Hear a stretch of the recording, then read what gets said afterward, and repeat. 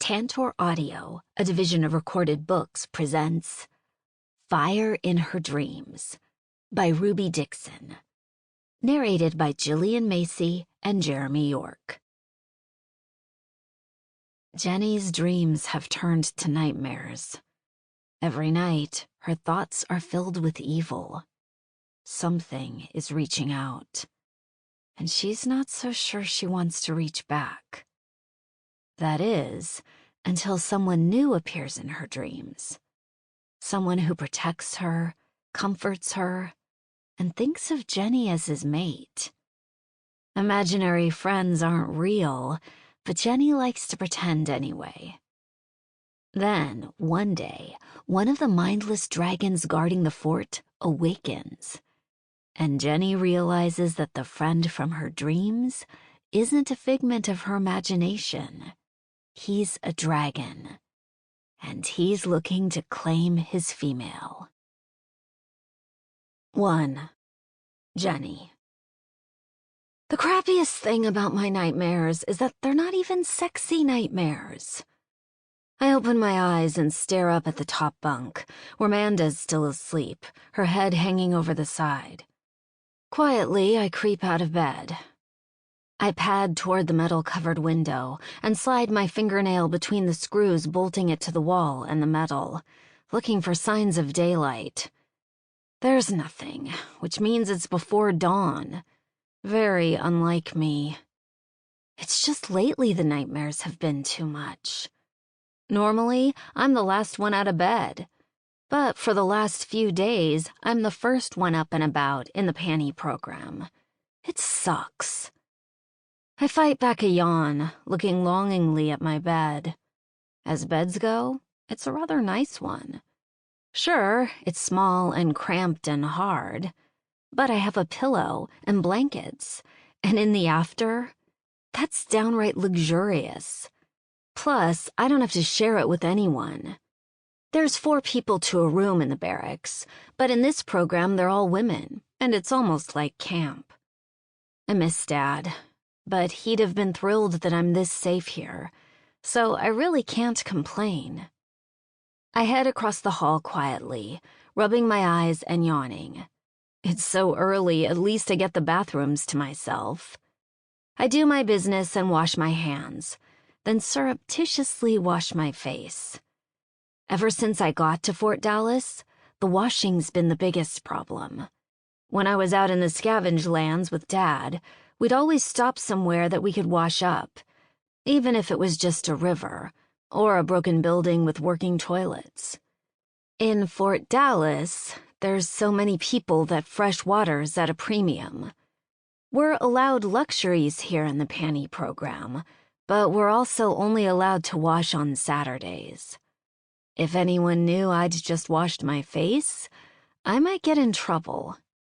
I glance around to make sure no one's caught me, and then tuck a few stray locks of flyaway hair behind my ears, watching the mirror. Good, no one's coming. I head out of the bathroom and yelp, nearly running into one of the guards. It's Daniels, Manda's boyfriend. He must have overnight duty. He glares at me, his hand on his weapon. "What are you doing out of your quarters?" I press a hand to my chest, my heart racing. I thought I'd get up early for breakfast. I hope he didn't catch me washing my face. The rules of the panty program are stupidly strict, and if I get kicked out, I'm going to be dumped on the streets of Fort Dallas with no way to earn a meal but one, on my back. Is that a problem? It's 3 a.m. Daniels frowns at me. Oh, I pause, thinking. I guess I'll go back to bed then. Come on, I'll escort you. He reaches out to put a hand on my shoulder, and then pauses, pulling away before he does. That's another rule of the panty program, no touching. The men aren't allowed to touch us at all. It's scent contamination. For the longest time, I had no idea why the rules of the program were so weird. Now, I know. They're keeping our scent pure so we can lure dragons. When we were first offered the program in Fort Dallas, all we were told was that we'd be provided with shelter and protection, clothing, and 2 square meals a day. It sounded like heaven, even if we didn't know what we were being collected for. After a day or two, I kinda thought we were a weird harem of some kind. The soldiers weren't allowed to touch us, but they collected our panties every day and gave us fresh ones. We were only allowed to bathe once a week, and we were sent out scavenging with a bodyguard, but no one really scavenged seriously. It was mostly just day trips to areas already picked clean. We couldn't figure it out, so I thought harem. I wasn't the only one. A lot of the girls thought the same, that we'd all be waiting for Lord Azar to come in and pick a new girlfriend amongst all of us. The sad thing is that we still showed up for the program. We knew it was probably prostitution of some kind, but when you don't have a male protector, you need some sort of safety in the after. After my dad died, I was counting out how many days I had left before I'd have to turn to whoring. I know how to take care of myself, but so does everyone else that managed to survive in the after. The only skill I have that anyone might want is sewing, but you have to have something worth sewing. Bartering for scraps took all the items I had saved up as trade, and I had no luck scavenging. It was pretty clear to me that whoring would be the only way to live. So yeah, I don't hate Lord Azar's program. It's another way to survive, and better than most. But then, it came out that we weren't being saved for weird controlling Lord Azar, the new and odd ruler of Fort Dallas. We were being saved for dragons. Funny how Daniels would murder a guy in the fort if they so much as touched my arm. But if a dragon carries me off and rapes me, it's all good. That's the world we're in now, though. "Back to your room," Daniels says, his voice low and kind. I must be dawdling. It's not like me to be scared of nightmares, but I really don't want to go back to bed. Something creepy is in my dreams, and I don't know how to handle it. I cross my arms under my breasts and nod meekly, because what else can I do? Daniels has a gun, and I'm just me. I return to my quarters, slip off my shoes, and get into bed. I pull the covers up to my chin. Warm blankets, if not soft. Scratchy, but the scratchiness is kinda comforting in the dark. I don't want to close my eyes, but eventually the darkness becomes too much. Then, insects. Big ones. They infest my room, sitting on my bunk and crawling under the blankets. Chittering sounds echo in my ears, and I look down at my feet. Worms the size of anacondas slither around the bed, and all over there's a feeling of filth, of darkness, of evil. I gasp and jerk awake again, shuddering. I sit up so I won't fall asleep again, and hug my legs to my chest. I want to run screaming from the room, because it feels like if I close my eyes, I'll see the insects of my dreams. That they're real and lurk in the shadows. I can't leave my room, though. Daniels will report me. So I curl up and try to think of old poems. Shakespeare, nursery rhymes, jingles, anything. Sleep has become the enemy, and I don't want to close my eyes again.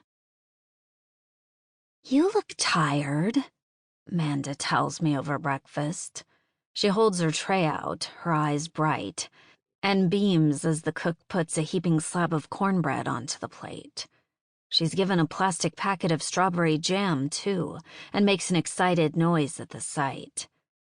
I hold my tray out for the same meal, and then follow her down the line, where we're given 2 mugs and the world's smallest cups of terrible-tasting instant coffee. I didn't sleep well.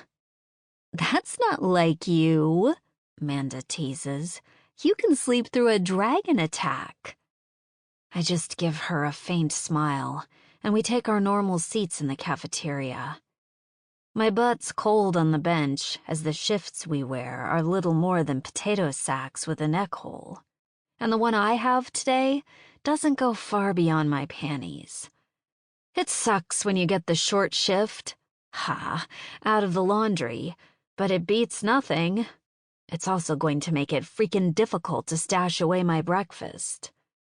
The moment we sit down, I look around, and when no one's glancing in our direction, I wrap the cornbread cake in a hard brown paper towel that probably came from a gas station bathroom back in the day, and shove the entire lot into the front of my panties.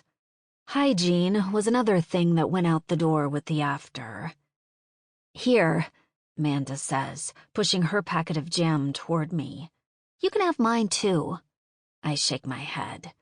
You eat it. I don't want to be caught with more than one anyhow. If I get caught. I can just see it now. Me heading for lineup and dripping chunks of cornbread from my hoo-ha as I walk down the hall. It'd be funny if it wasn't me that would get booted out of the program. But, well, okay, it's still a little funny. Manda grins at me and squeezes the jam onto her cornbread, then takes huge bites of the entire thing.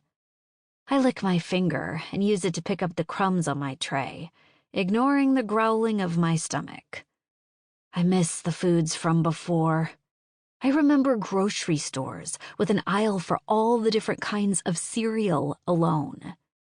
Now, we're reliant on what can grow easily here in North Texas's mercurial and often hot weather, which means a lot of tomatoes and corn.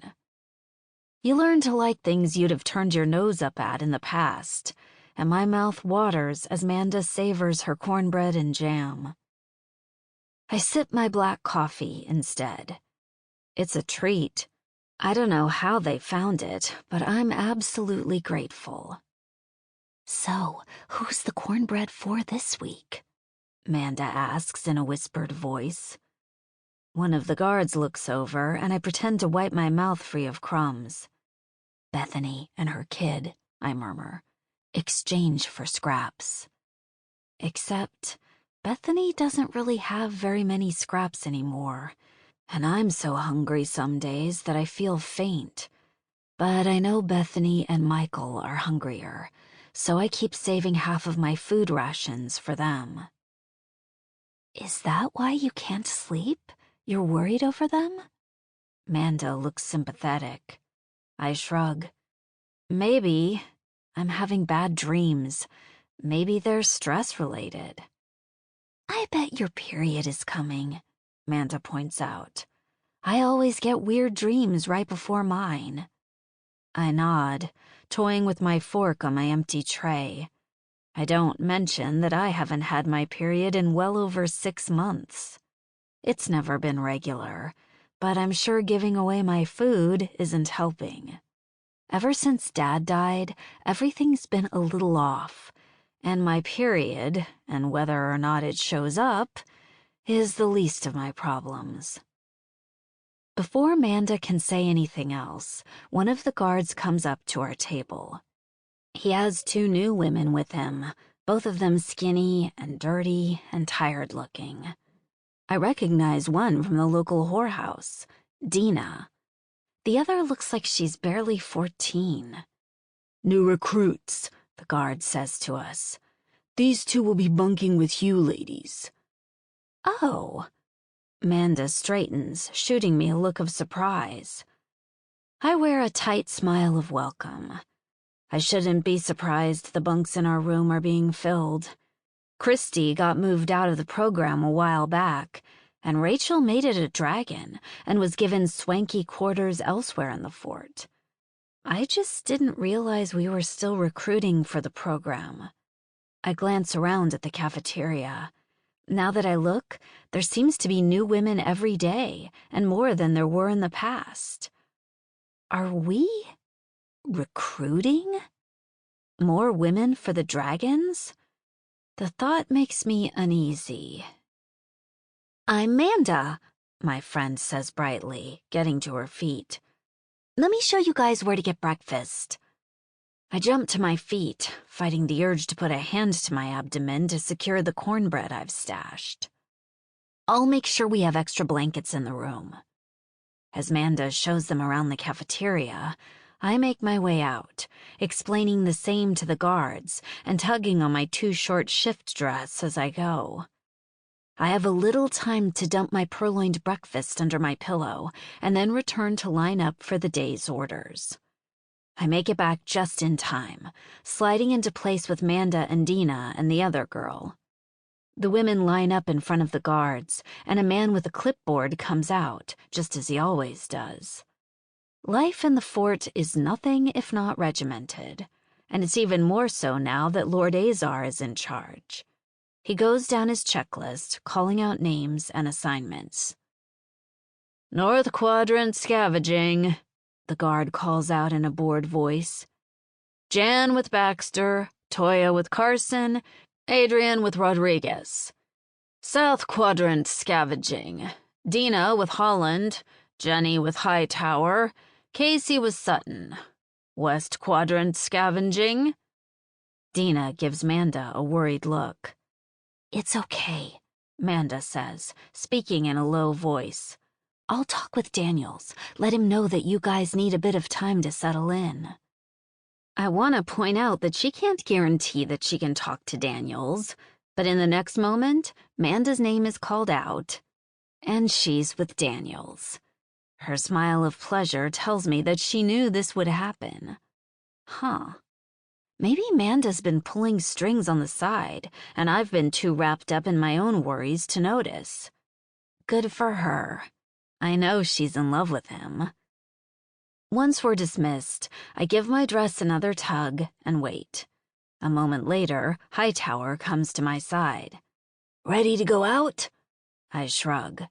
My cornbread is safely hidden, so might as well get the day started. "Ready when you are." Hightower smiles at me, shouldering his weapon. Of all the guards, Hightower is probably my favorite. He reminds me of a kid brother, probably not much past the age of 16, if even that old. He's got reddish hair and pale skin, and he's tall and skinny. He's good-natured, too, which seems odd to me, given that he's with the rest of the militia. But everyone gets on the best way they know how. He's generally nice and easygoing, though, and heading out with him is fun. We sign out the assigned bikes and pedal out of the South Quadrant gates. I like the excursions out of the dirty, crowded fort. It reminds me of happier times with my father, back when we were nomads, roaming from ruin to ruin, collecting what we could. Most nomads are murderers and thieves. I like to think that my dad was different, but maybe not all that much. Doesn't matter now, he's dead. The moment we cross out of the gates, the doors welded into the car barricades shut behind us. Something prickles on the back of my neck, and I put a foot down on the weed-covered concrete, pausing. I look back behind us, because I can't shake the feeling that I'm forgetting something. Or I'm being watched. Fort Dallas is surrounded by an immense metal barricade made from the ruins of crushed, stacked, and broken-down cars. It acts as a fence that keeps the worst trouble out and the residents inside. High up on the barricade, perched atop like gargoyles on the roof of the Notre Dame, the dragons are sprawled. There's 5 of them that haunt the city gates, all of them gray-eyed and motionless. They're like zombies, and they only respond when Azar tells them to, I've heard. They scared me at first, But as the months go by, I've gotten used to them. They're like lampposts, just more junk you see and walk past without acknowledging. Except, this time, I could swear one's staring down at me. Something wrong? Hightower rides his bike back toward me, circling lazily. Leg cramp? No. I rub my neck, pondering. There's a dragon above, curled up like an oversized cat. Its tail isn't moving, and the eyes are the same milky gray they always are. It doesn't blink, or even acknowledge that I'm here. Must be my imagination. I shake my head and turn to Hightower. Sorry, I'm coming. 2. Jenny. It's a quiet day outside of the fort. Autumn has finally arrived, and with it, a break in the intense Texas heat. I'm a little chilly in my stupid shift, my legs cold as the bitter wind rolls in from the north. But I can't take Hightower's hoodie that he offers because it smells like him. The rules are very explicit. Our scents have to be pure so we can catch a dragon. So I endure the cold, pedaling south briskly and making small talk with Hightower as I do. My bike has a basket for carrying treasures, and tucked inside it is an old map. When we pause to take a break, I pull out the plastic-covered map of the city and unfold it. Some of the streets are completely gone, but it's been marked on with crayon and certain areas circled to show the best scavenging spots. Where are we heading today? I ask Hightower. Anything in particular? He shrugs. Same as usual. I glance over at him. I have so many questions I want to ask about the program. Other than Rachel, has there been any success? Are my panties tossed in this direction that I've been assigned? What happens to me if my panties have no effect? Am I tossed out of the program? What happens to me after I catch a dragon? Why do we need more if the 5 we have, and Lord Azar, are keeping us safe already? I know he won't answer. I'm not even sure he has the answers. But I wish someone would tell me something. Pursing my lips, I make a decision. These houses here are empty, but I wouldn't mind finding some scraps if we can. Everything close to the fort is absolutely picked over, but if you look hard enough, sometimes you can find something. A lot of the time, I discover bits of scrap left behind. Torn clothing no one else wants, or a disgusting towel that's been abandoned in a muddy corner somewhere. I take them home, clean them up, and then use them in my quilting projects. Hightower doesn't look happy at my suggestion. You know you're not supposed to take anything home. Not unless I'm allowed, no. I smile at him to let him know I'm well aware of the rules. But no one else wants scrap but me most of the time, and if they don't let me keep it, oh well. I fold up the map with a shrug. Unless we're not supposed to go in this direction? He pauses. No, we have to go here. We can't veer off course. I suspect if I looked hard enough, I'd find my panties in a field somewhere, a dragon lure. I kind of wish I could find them, because I'd take that material in a heartbeat. It's such a waste otherwise. So I give my guard a bright smile. Let's see what we can find, shall we? 2 streets over, I catch a glimpse of a colorful lump in the street. I point at it, and we bike closer. To my horror, the lump moves, and a shiny beetle the size of a dog makes a buzzing noise and flies away. I make a sound of disgust, pulling up short. Did you see that? Hightower puts his rifle to his shoulder and peers down the scope. I'm gonna try and shoot it. What? Why? I look at him in shock and disgust. Are you crazy? Instead of answering me, he just fires. The gun recoils, my ears ring, and I slap my palms to cover them. A high-pitched whine runs through my head, and I have an instant migraine, none of which seems to bother Hightower. He lowers his gun and then flings down his bike, racing after his kill. Me? I just want to know how a beetle got that large. Bugs shouldn't be that big, should they? How does that even happen? Maybe I didn't see it properly. Maybe it was something else. Hightower stops in his cocky saunter and stares at the lump in the middle of the street that the beetle rose from. He looks back at me, and his normally pale face is ghost white. "What?" I blurt out, and my voice sounds hollow and far away thanks to my ringing ears. I set my bike down and start walking toward him. "What is it?" He shakes his head and puts a hand up. "Don't come any closer." Don't come any closer? Yeah, right. Now I have to see. I take a few steps forward and stop when I see the tendrils of blonde hair. I see the empty eye sockets next and realize I'm looking at what's left of a person. I press my fingers to my mouth, horrified. The bug was... "I think it's Haley," Hightower says, his voice somber. Oh, God.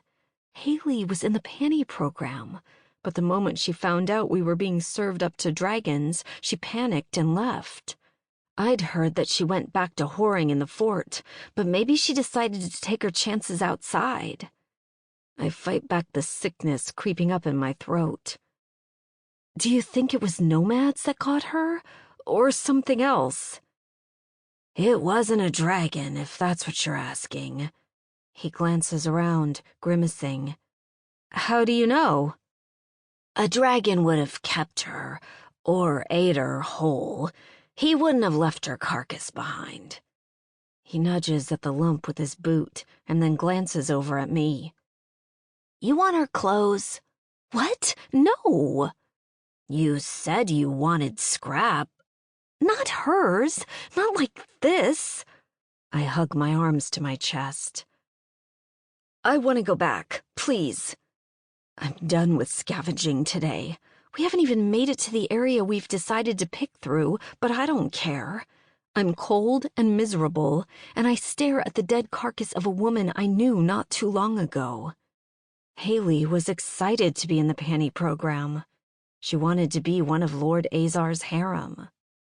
And then, when she found out that wasn't going to happen, she bailed out. She hated dragons more than she liked the free food and safety of the program.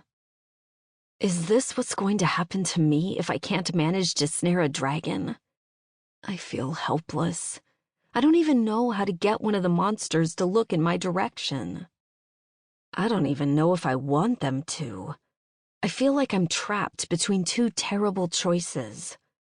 What's that old saying my dad used to use? Frying pan or fire? I have no idea which one is better. Hightower doesn't get on his bike, though. He jogs into the bushes, ignoring my protests, and scans them. A moment later, he picks something up and makes a disgusted noise. It stinks, he calls out, grinning, and holds the giant dead bug up by one of its spindly legs. The thing's dead, a hole blown into the side of it, but I didn't mistake the size. It really is enormous, bigger than Hightower's torso. All the more reason to head back to the fort. Can we just go, please?